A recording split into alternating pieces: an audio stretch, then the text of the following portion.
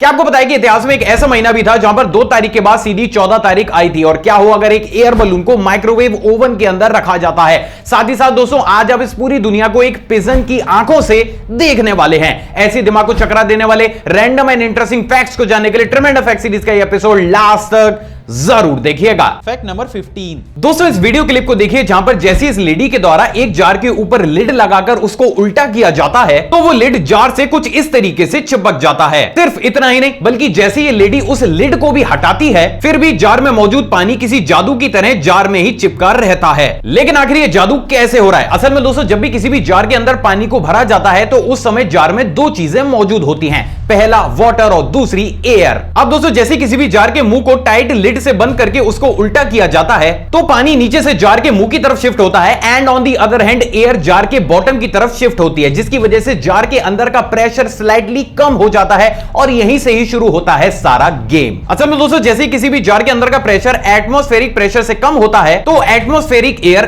Pressure में हुए इस चेंज की वजह से हाई प्रेशर से लो प्रेशर की तरफ फ्लो करना शुरू कर देती है, जिसकी वजह से वो जार में एंट्री लेने के लिए जार के मुंह पर बाहर से अंदर की तरफ प्रेशर लगाना शुरू कर देती है। अब अगर ये प्रेशर ग्रेविटेशनल फोर्स से ज्यादा होता है तो यही एयर प्रेशर जार के लिड को जार के मुंह से चिपकाए रहता है। But on the other hand, जैसे इस लेडी के द्वारा जार के मुंह से लिड को भी हटाया जाता है तो ये एयर प्रेशर लिड पर लगने की जगह जार के मुंह के पास मौजूद वाटर मॉलिक्यूल्स पर लगने लगता है, जिसकी वजह से जार के उस एरिया में मौजूद पानी भी एक ठोस सब्सटेंस की तरह काम करने लगता है। परिणाम स्वरूप हमारा पानी जार में कुछ इस तरीके से जादुई वे में चिपका रहता है। लेकिन जैसे इस जार को जरा सा टेढ़ा किया जाता है, अंदर का प्रेशर एटमॉस्फेरिक प्रेशर के बराबर होते ही जार में मौजूद पानी एक नॉर्मल वाटर की तरह काम करने लगता है और वो कुछ इस तरीके से जार से बाहर आ जाता है। सो आई होप आपको इसके पीछे की साइंस भी समझ आ गई होगी। Fact number 14। जैसे कि हम सभी जानते हैं कि हमें से बहुत सारे लोग किसी भी खुशी के मोमेंट को सेलिब्रेट करने या फिर लाइफ से स्ट्रेस को कम करने के लिए डांस करते हैं, जो कि काफी ज्यादा कॉमन भी है।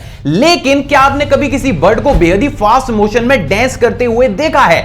नहीं तो जो आपने नहीं देखा होता वही तो दिखाते हैं हम। चलिए देखते हैं उस अमेजिंग वीडियो क्लिप को। दोस्तों, अभी आपकी स्क्रीन पर आपको जो बर्ड डांस करती हुई दिखाई दे रही है उसको बर्ड ऑफ पैराडाइज के नाम से जाना जाता है, जो कि यूजुअली न्यू गियाना में पाई जाती है। और आप ये जानकर हैरान हो जाएंगे कि जब भी इस बर्ड को किसी भी चीज की खुशी होती है तो ये अपनी खुशी को कुछ इस तरीके से बेहद ही फास्ट मोशन में डांस करके एक्सप्रेस करती है। सिर्फ इतना ही नहीं, बल्कि डांस के बाद जब ये बर्ड खुशी से चहचहाती है तो इसका गला कुछ इस तरीके से बेहद ही खूबसूरत वे में ग्लो करने लगता है। और यही सारी चीजें इस बर्ड को काफी ज्यादा खूबसूरत और रेयर भी बनाती है। And special thanks to my follower जिन्होंने इंस्टाग्राम पर मेरे को इस बर्ड के बारे में पूछा। सो फाइनली अब हम सब इस बर्ड के बारे में जानते हैं। Fact number 13। दोस्तों, इस सीरीज में मैंने आपको बहुत सी ऐसी फ्यूचर कार्स दिखाई हैं जिसमें या तो स्टीयरिंग व्हील को टोटली हटा दिया गया है या फिर उसके साइज को नॉर्मल स्टीयरिंग व्हील के साइज से छोटा कर दिया गया है। लेकिन क्या आपको पता है कि साल 1965 में फोर्ड ऑलरेडी इसी गलती को दोहरा चुकी है, जिसकी टीज उन्हें फॉर श्योर आज भी जरूर चुभती होगी। असल में दोस्तों, बहुत ही कम लोगों को यह मालूम होगा, लेकिन साल 1965 में फोर्ड ने कुछ इस तरीके के रिस्ट ट्विस्टिंग स्टीयरिंग व्हील्स को अपनी कार में इंस्टॉल किया था, जिन्होंने एक्सपेरिमेंटल स्टेज पर ही इतना ज्यादा वर्स्ट परफॉर्म किया कि फोर्ड ने कभी भी इन तरीके की कार्स को मार्केट में उतारने की भी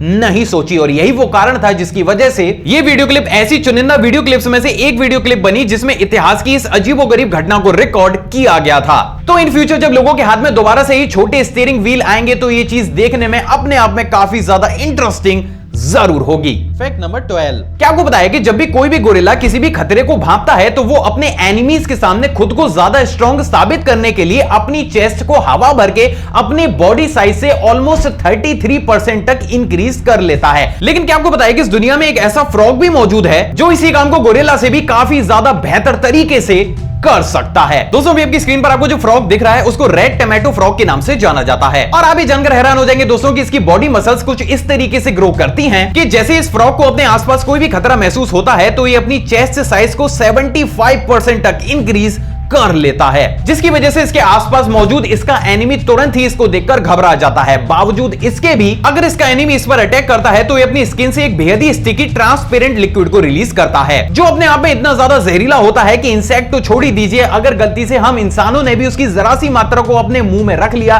तो वो हमारा भी काम तमाम कर सकता है। तो ये फ्रॉग और इसकी क्वालिटी अपने आप में इनक्रेडिबल जरूर है। Fact number 11। क्या आपको बताया कि इस दुनिया में केल्विन हेल्महोल्ट्ज नाम का एक बेहद ही रेयर क्लाउड फिनोमेना भी मौजूद है, जिसमें कोई भी क्लाउड कुछ इस तरीके से बेहद ही यूनिक वेव फॉर्म में आगे की तरफ बढ़ता है, जो देखने में अपने आप में काफी ज्यादा अजीब भी लगता है। लेकिन आखिर क्लाउड्स के साथ ऐसा क्या होता है कि वो इस अजीब सी वेव फॉर्म को बनाते हैं? नहीं पता? तो चलिए आज इसके पीछे की साइंस भी जानते हैं। असल में दोस्तों ऐसा होता है opposite directional atmospheric air flow की वजह से, जहां पर अगर lower atmospheric air right to left travel करती है और उसी समय पर उसी फ्लो पर upper atmospheric air left to right travel करें और उन दोनों ही एयर के बीच अगर उसी समय पर कोई भी क्लाउड पहुंच जाता है तो वहां पर एक इफेक्ट जनरेट होता है, जिसको कि बर्नौली इफेक्ट के नाम से जाना जाता है। असल में दोस्तों इस इफेक्ट की वजह से क्लाउड की अलग अलग जगह पर अलग अलग प्रेशर लगने लगता है, जिसकी वजह से क्लाउड के ऊपर एक प्रेशर की चेन जनरेट होती है, जिसकी वजह से क्लाउड के जिस एरिया में प्रेशर कम होता है वो अपर एटमॉस्फेरिक एयर फ्लो की वजह से कुछ इस तरीके से ऊपर की तरफ उठकर एक बंप को क्रिएट करता है। But on the other hand cloud के जिस एरिया में प्रेशर ज्यादा होता है वो ऊपर उठने की जगह नीचे की तरफ पुश होना शुरू हो जाता है। परिणाम स्वरूप हमें एक अजीब सी वेव फॉर्म देखने को मिलती है, जिसमें क्लाउड का कुछ हिस्सा ऊपर की तरफ उठता है जबकि उसी समय पर कुछ हिस्सा नीचे की तरफ पुश होने लगता है। सो फाइनली अब आप इसके पीछे की साइंस भी जानते हैं। फैक्ट नंबर 10, आपको बताया कि पिजन्स की आई साइट काफी ज्यादा तेज होती है, इतनी तेज कि वो बेहद ही आसानी से अल्ट्रावायलेट लाइट्स को भी देख लेते हैं। ना सिर्फ वो यूवी लाइट्स को देखते हैं बल्कि पिजन्स चाहें तो अपने विजन को भी जूम करके बेहद ही आसानी से किसी भी चीज को डिटेल्ड वे में देख सकते हैं। नहीं समझे तो पहले इस वीडियो क्लिप को देखिए। दोस्तों इस वीडियो क्लिप में आपको कुछ हाइट से एक रोड को दिखाया जा रहा है। असल में दोस्तों एक नॉर्मल ह्यूमन विजन है, लेकिन क्या आपको बताया कि अगर कोई भी पिजन अपने विजन को जूम करके इसी रोड को बेहद ही डिटेल्ड वे में देखेगा तो उसको ये रोड कैसी दिखेगी? दोस्तों इस वीडियो क्लिप में आपको एक पिजन विजन के जूमिंग लेवल को दिखाने की कोशिश की गई है, जहां पर आप साफ तौर से ये देख सकते हैं कि पिजन अगर चाहे तो अपने विजन को कितना ज्यादा जूम करके चीजों को देख सकता है। और यही वो कारण था जिसके चलते हुए प्राचीन काल में ह्यूमन रेस्क्यू में इंसानों को ढूंढने के लिए पिजन्स का इस्तेमाल बहुत बड़ी तादाद में किया जाता था। फैक्ट नंबर 9, दोस्तों इस सीरीज की एक वीडियो क्लिप में मैंने आपको ये बताया था कि जैसे ही किसी भी एग को माइक्रोवेव ओवन के अंदर रखा जाता है तो वो कुछ इस तरीके से बर्स्ट हो जाता है। But what about air balloon? क्या वो भी इस तरीके से बर्स्ट होगा? एंड इफ यस तो क्यों? असल में दोस्तों जैसे ही किसी भी एयर बलून को माइक्रोवेव ओवन के अंदर रखकर गर्म किया जाता है तो वो भी एक एग की तरह कुछ देर के बाद बर्स्ट हो जाता है, क्योंकि दोस्तों जैसे ही किसी भी बैलून को माइक्रोवेव ओवन के अंदर रखकर गर्म किया जाता है तो उस पर एक साथ दो एक्शंस काम करते हैं। पहला, ज्यादा गर्म होने की वजह से बैलून की रबर अपने मेल्टिंग पॉइंट की तरफ बढ़ने लगती है, और दूसरा, जैसे ही बैलून के अंदर भरी हुई गैस गर्म होती है उसके मॉलिक्यूल्स एक दूसरे से दूरी बनाना शुरू कर देते हैं, जिसकी वजह से गैस का बैलून रैपिडली इंक्रीज करता है। जब गैस का वॉल्यूम इंक्रीज करता है तो वो बैलून के भारी सरफेस पर प्रेशर लगाना शुरू कर देता है, और उसके बाद आता है वो पॉइंट जब बैलून के अंदर भरी हुई गैस का प्रेशर बैलून की रबर की होल्डिंग कैपेसिटी से ज्यादा हो जाता है। परिणाम स्वरूप हमारा एयर बैलून कुछ इस तरीके से ओवन के अंदर ही बर्स्ट हो जाता है। अब मैं आपको एक प्रो एडवाइस देना चाहता हूं कि इस चीज को कभी भी ट्राई मत कीजिएगा, क्योंकि अगर आपने ज्यादा बड़े बैलून को ले लिया तो वो खुद को तो उड़ाएगा ही, साथ ही साथ आपके ओवन की भी धज्जियां उड़ा देगा। फैक्ट नंबर 8, जैसे कि हम सभी जानते हैं कि जब भी एक सिंगल मॉस्किटो हमें बाइट करता है तो हमें काफी लंबे समय तक इचिंग और स्वेलिंग को फेस करना पड़ता है। अब ऐसा हमारे साथ क्यों होता है इसको मैं ऑलरेडी पहले बता चुका हूं, लेकिन क्या आपने कभी सोचा है कि अगर एक ही समय पर एक दो नहीं बल्कि 50 से 60 मॉस्किटोज हमारी स्किन को बाइट करें तो उस कंडीशन में हमारी स्किन का हाल क्या होगा? नहीं तो डोंट वरी, मैं हूं ना। दोस्तों भी आपकी स्क्रीन पर आपको जो वीडियो क्लिप दिख रही है उसमें 50 से 60 मॉस्किटोज को एक साथ एक सर्टेन टाइम पीरियड में एक ह्यूमन स्किन को बाइट करता हुआ दिखाया जा रहा है, जहां पर आप साफ तौर से ये देख सकते हैं कि अगर इतने सारे मॉस्किटोज हमें एक ही बार में बाइट करते हैं तो हमारी स्किन का हाल कितना ज्यादा बुरा हो जाता है। असल में दोस्तों ये एक एक्सपेरिमेंटल वीडियो है जिसको कि साल 2017 में ह्यूमन वेलफेयर के लिए डेटा को कलेक्ट करने के लिए रिसर्चर्स के द्वारा रिकॉर्ड किया गया था। एंड ऑनेस्टली ऐसा करना आसान बिल्कुल भी नहीं है। फैक्ट नंबर 7, क्या आपको पता है कि ज़ेब्राफिश एक ऐसी फिश है जिस पर हर साल रिसर्चर्स के द्वारा बहुत बड़े स्केल पर रिसर्च की जाती है? ऐसा सिर्फ इसलिए है दोस्तों क्योंकि किसी भी ज़ेब्राफिश का genetic structure human genetic structure से 70% तक मिलता जुलता होता है। And on the other hand initial stage पर इस फिश का एग फर्टिलाइजेशन भी इसकी बॉडी के अंदर नहीं बल्कि बाहर होता है, जिसकी वजह से हमें जेनेटिक डेवलपमेंट और इंट्रीगल ऑर्गन डेवलपमेंट के बारे में इस फिश से काफी बड़े स्केल पर जानकारी मिलती है। तो ये तो बात हो गई इस फिश की इंफॉर्मेशन की, जो कि आपको कहीं पर भी देखने को मिल जाएगी। अब बात करते हैं उस चीज की जो कि आपको सिर्फ इसी चैनल पर देखने को मिलेगी, और उसी की तर्ज पर दोस्तों आज मैं आपको इस फिश के नर्वस सिस्टम के डेवलपमेंट की एक बेहद ही रेयर वीडियो फुटेज दिखाने वाला हूं। दोस्तों अभी आपकी स्क्रीन पर आपको जो वीडियो क्लिप दिख रही है उसमें ज़ेब्रा फिश के नर्वस सिस्टम को डेवलप होता हुआ दिखाया जा रहा है। और आप भी जानकर हैरान हो जाएंगे दोस्तों कि इस वीडियो क्लिप को कई अटेम्प्ट्स और लगातार 16 घंटों तक एक ही एंगल पर रखकर रिकॉर्ड किया गया है। अमेजिंग बात यह दोस्तों कि रिसर्चर्स का ऐसा मानना है कि हमारा नर्वस सिस्टम भी प्रेगनेंसी के दौरान मदर के स्टमक में कुछ इसी तरीके से ग्रो करता है और यही वो कारण है जिसके चलते हुए इस वीडियो क्लिप को काफी ज्यादा अवार्ड से भी सम्मानित किया गया है। तो ये वीडियो क्लिप और ये फिश अपने आप में अमेजिंग जरूर है। Fact number 6। दोस्तों आजकल हम व्हाट्सएप या फिर फेसबुक पर अलग अलग मीम्स को देखकर काफी ज्यादा खुश हो जाते हैं, लेकिन क्या आपने कभी ये सोचा है कि आखिर इस पूरी दुनिया की सबसे पहली ऐसी कौन सी मीम थी जिसको कि इंटरनेट पर अपलोड किया गया था? नहीं तो चलिए आज वो भी देख ही लेते हैं। दोस्तों आपकी स्क्रीन पर आपको जो स्केच दिख रहा है उसको इस पूरी दुनिया की सबसे पहली ऐसी मीम माना जाता है जिसको कि साल 1921 में इंटरनेट पर अपलोड किया गया था। अमेजिंग बात यह है दोस्तों कि बीबीसी नेटवर्क के मुताबिक इस स्केच को साल 1919 से लेकर साल 1920 के बीच एक आर्टिस्ट के द्वारा स्केच किया गया था। तो ये तो बात हो गई इंटरनेट मीम की। अब बात करते हैं नॉन इंटरनेट मीम की। दोस्तों अभी आपकी स्क्रीन पर आपको जो मीम दिख रही है उसको इस पूरी दुनिया की सबसे पहली नॉन इंटरनेट वायरल मीम माना जाता है, जिसको कि वर्ल्ड वॉर सेकंड के दौरान बहुत बड़े स्केल पर अलग अलग जगहों पर दीवारों पर पेंट किया गया था, जिसमें आप एक बिना बाल वाला सर और लंबी नाक वाले इंसान को देख सकते हैं। सो आई होप आज आपने कुछ ना कुछ रेयर तो जरूर देखा है। Fact number 5। क्या आपको बताया कि साल 2013 में ऑस्ट्रेलियन गवर्नमेंट के द्वारा उनके सिटी मेलबर्न में मौजूद 70,000 पेड़ों को ईमेल एड्रेस दिया गया था। यानी कि हर एक पेड़ का एक अलग ईमेल एड्रेस था और वहां के सिटीजन्स को ऐसा कहा गया था कि अगर उन्हें किसी भी पेड़ से कोई भी परेशानी होती है तो वो उस पेड़ की ईमेल आईडी पर अपनी परेशानी को लिखकर मेल कर सकते हैं। ऐसा सिर्फ इसलिए किया गया था दोस्तों क्योंकि ऑस्ट्रेलियन गवर्नमेंट उनकी परेशानियों को सुनकर अपने नागरिकों को जागरूक करना चाहती थी और उन्हें समझाना चाहती थी कि हकीकत में पेड़ से किसी भी प्रकार की कोई भी परेशानी या फिर दिक्कत नहीं हो सकती है। लेकिन क्या आपको पता है कि इस प्रोग्राम को आगे चलकर बंद करना पड़ा क्योंकि वहां के लोग पेड़ों को परेशानी लिखकर मेल नहीं करते थे बल्कि वो पेड़ों को लव लेटर लिख रहे थे।